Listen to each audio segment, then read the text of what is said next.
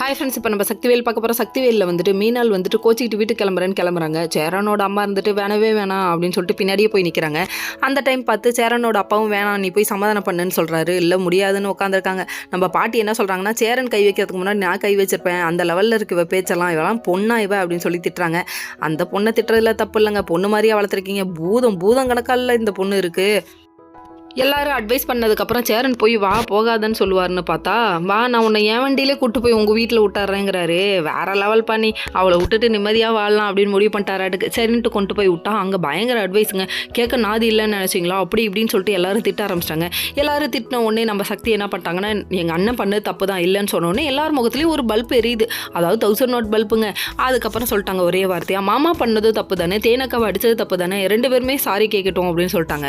உடனே பயங்கர ஷாக். என்ன சொன்னேன் என்னையா சொன்னேன், எல்லாருக்கும் ஒரு நியாயம் தானே, உங்கூட்டு பிள்ளைனா ஒரு நியாயம், மித்தவங்க வீட்டு பிள்ளைனா ஒரு நியாயமானு கேட்டாங்க.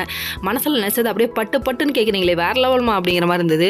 யாரும் யாருக்கிட்டையும் மன்னிப்பு கேட்க வேணான்னு சிக்கல் சிவபதி சொல்லிட்டாரு. சரி இந்த பிரச்சனை ஒரு வழியாக முடிஞ்சிச்சுன்னு நினச்சா, அதாவது மீனால் நாத்தனார் கொடுமையை காமிக்கிறாங்களாமா. உங்கள் அண்ணன் எதுக்கு என்ன கல்யாணம் பண்ணார் சொல்லுங்கன்னு சொல்லிட்டு டார்ச்சல் பண்ணுது. சரியான குட்டி பிசாசே, நீ பெரிய பூதமால இருக்க, ஊசி பட்டாசுக்கு பிறந்த பூதமால இருக்க அப்படிங்கிற மாதிரி தான் இருந்தது. இன்னொரு பக்கம் நம்ம தேனோட ஹஸ்பண்ட் கூப்பிட்டு நீ இனிமேட்டுக்கு சக்தி கூடயே சேரக்கூடாதுன்னு அட்வைஸ் பண்ணுறாரு. ஃப்ரீ அட்வைஸ் கேளுமா. ஓகே ஃப்ரெண்ட்ஸ், நெக்ஸ்ட் வீடியோவில் பார்ப்போம். பாய்.